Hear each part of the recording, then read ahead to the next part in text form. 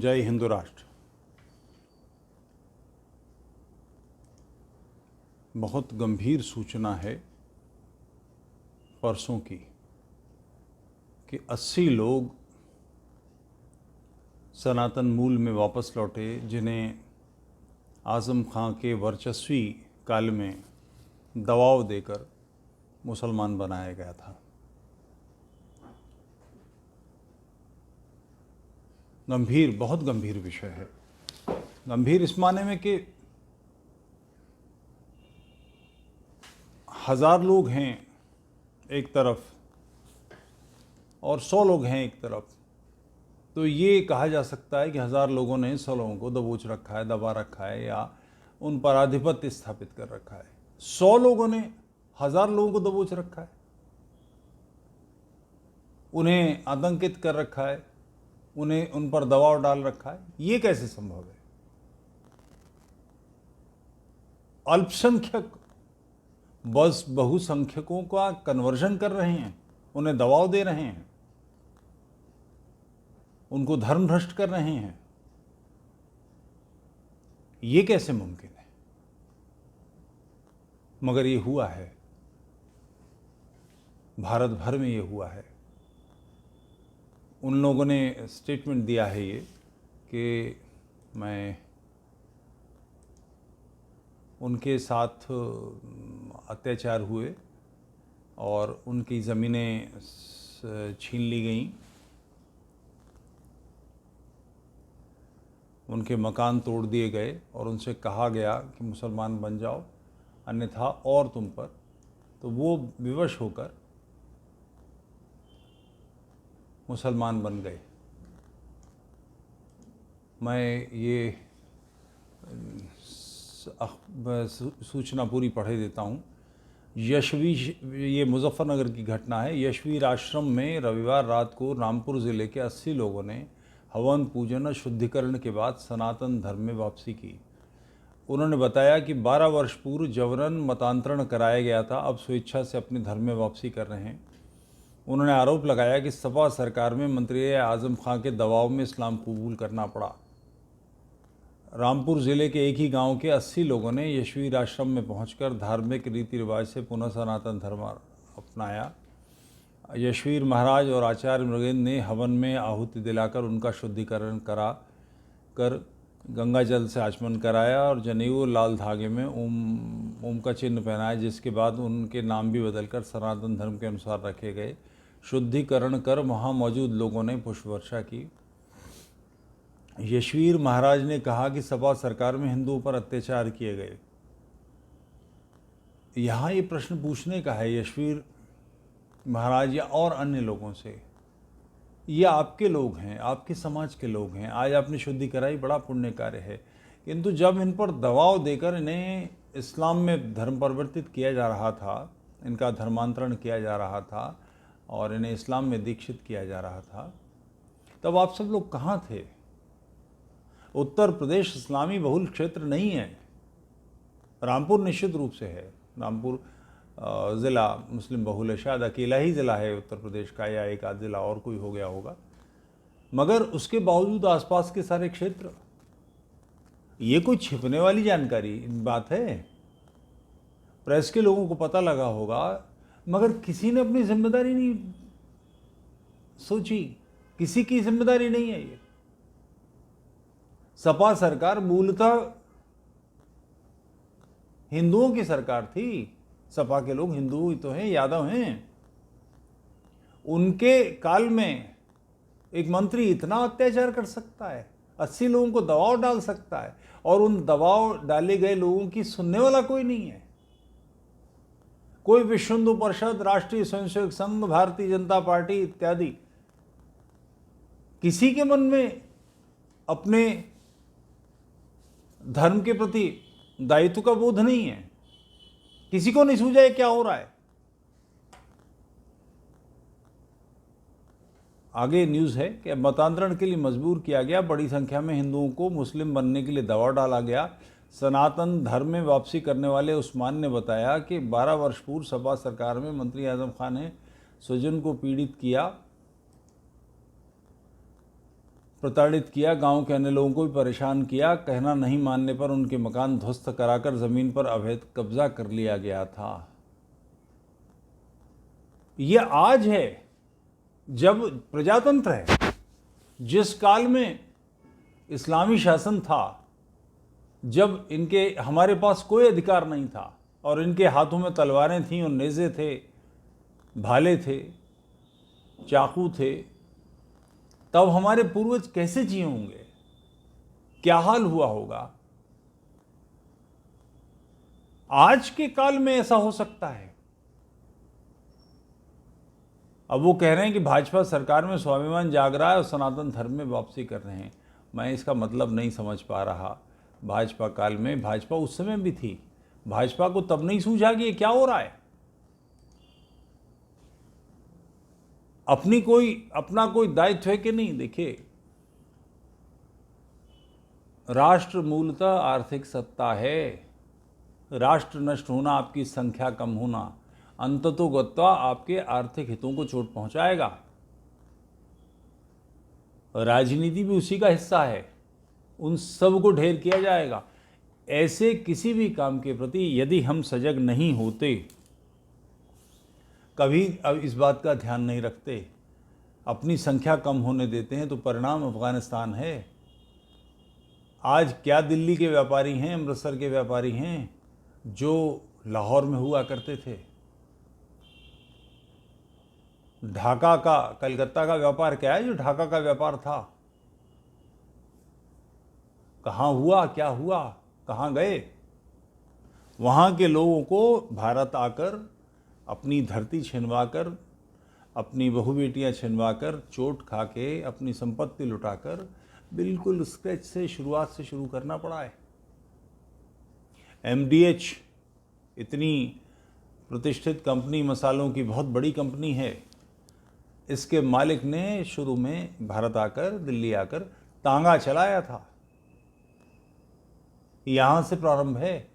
शुद्ध आर्य समाजी लोग हैं, महाशयादि हट्टी महाशय, आर्य समाज के लोग एक दूसरे को पुकारते हैं।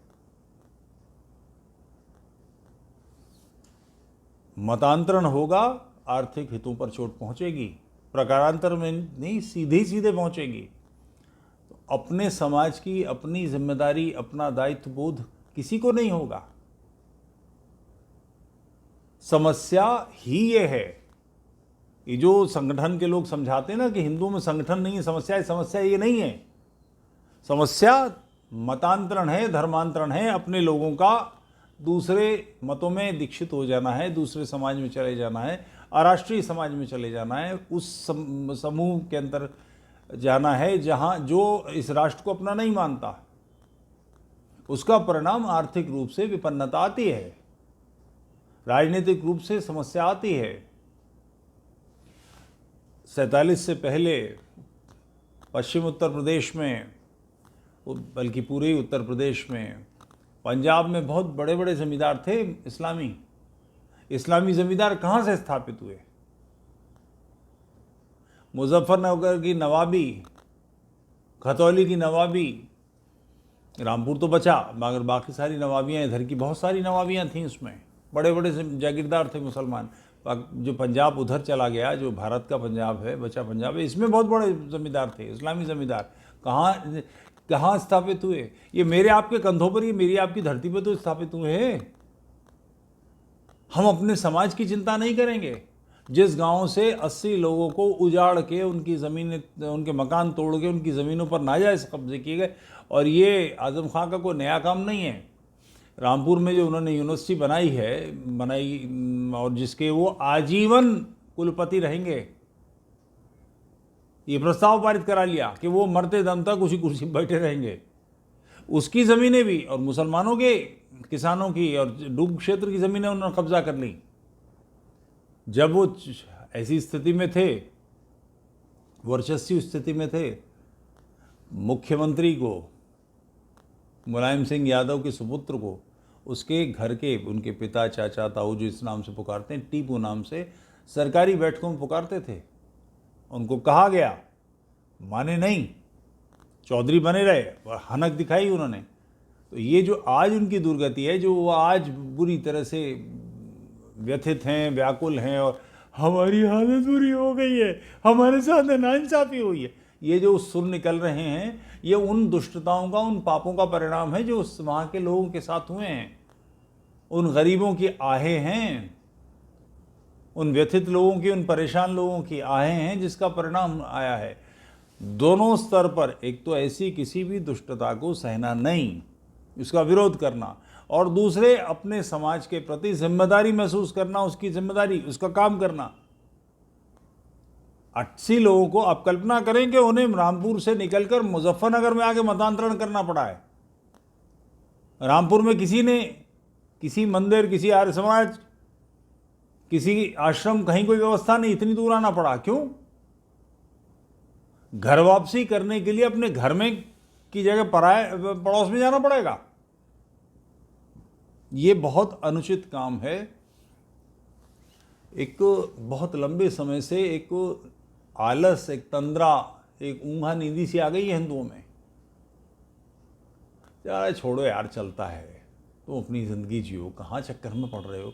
ये मानसिकता दुर्गत कराती है। अपने पिता भी गलत कह रहे हैं तो विरोध कीजिए, सत्य के पथ पर आरूढ़ रहिए। अगर गलत बातों का विरोध नहीं करेंगे तो सही प्रकाशित कैसे होगा और सही उजाले में कैसे आएगा, ठीक बात सामने कैसे आएंगी। छोटे छोटे हितों के लिए, छोटे छोटे, मुझे ध्यान पड़ता है लखनऊ के, मैं पोस्टेड हैं वो, हमारे छोटे हैं, बहुत प्यार करते रहे हमको, राष्ट्रवादी विचार के थे, शायर थे, पीसीएस हैं। रेख्ता में कुछ उनको एक आध दो बार मुशायरों में बुला लिया गया, रातों रात इस्लामी हो गए। अब वो हिंदू मुस्लिम एकता और इस्लामी वर्चस्व और इस सब की बातें करने लगे। एकदम से बदलाव आ गया। कुछ मुशायरों की हड्डी पड़ गई तो दो मिलाने लगे। इन सारी बातों के परिणाम राष्ट्र को अंततः भुगतने पड़ते हैं। इस दृढ़ता के साथ यदि काम नहीं करेंगे, जो राष्ट्रवादी इसको सुनेंगे वो समझ जाएंगे मैं किसकी बात कर रहा हूं। ऐसी स्थिति बहुत अनुचित है। ये यही नहीं, छोटे छोटे लाभों के लिए, छोटी छोटी चीजों के लिए कुछ भी होगा, राष्ट्र के प्रति सजगता रखिए, गलत बातों के विरोध में आइए। और गलत बातों का जब आप विरोध करते हैं, जिस समय वो सरकार में थे, प्रशासनिक अमले को अपने जूते की नोक पे रखते थे, उन्हीं में से कुछ लोगों ने उनके कुकर्मों की छान फटक की और परिणाम छठी का दूध याद आ गया। सिर्फ फाइल शुरू करनी है, जांच पड़ताल शुरू कर दीजिए, सब सामने आ गया। आखिर जिनकी ज़मीनें कब्जा की गई हैं वो कागज़ पे हैं। डूब क्षेत्र की ज़मीनें कागज़ पर है, डूब क्षेत्र, इरिगेशन के पास उसका रिकॉर्ड होता है, आपने कैसे बना दिया, सब कुछ सामने है। परिणाम एक लंबे अरसे से जेल में पड़े। बेटे को एमएलए बनाने से, स्वाद से एमएलए बनाने के लिए उसकी आयु कम कर बढ़ा के आधार कार्ड दूसरा बना दिया गया। 2 आधार कार्ड, 2 पासपोर्ट, 2 वोटर आईडी। गलत है। नतीजा, एमएलए बनने के बाद उनका बेटा एमएलए की कुर्सी से खींच के उतार दिया गया। तो ये जो काएँ हैं, जितनी हाय हाय मची हुई है, जितनी कष्ट हैं, जितने हैं, ये सब उनके अपने उपद्रवों का परिणाम है। जो उन्होंने अन्याय किए थे वो सारे अन्याय कब्र से मुर्दे निकल के बाहर आ रहे हैं। इसमें अपनी जिम्मेदारी भी राष्ट्र को महसूस करनी चाहिए। जहाँ जहाँ धर्मांतरण हो रहा है, मतांतरण हो रहा है, मतांतरण एक अभाव का नाम है। कोई कुछ करता है और जिनको रोकना चाहिए, काम करना चाहिए, वो नहीं करते, उसके परिणाम स्वरूप ये सब कुछ होता है। अपना दायित्व समझिए, अन्यथा भारत को रेगिस्तान बनने में, शमशान बनने में, बियाबान बनने में देर नहीं लगने वाली। जो लाहौर में हुआ, जो कराची में हुआ, जो ढाका में हुआ, जो चट्टोग्राम में हुआ। मैं स्वयं पाकिस्तान गया हूँ, स्वयं बांग्लादेश गया हूँ, मैंने वहाँ हिंदुओं की स्थिति देखी है। ऐसा न हो, इसको आज रोकना होगा, कल अन्यथा देर हो जाएगी।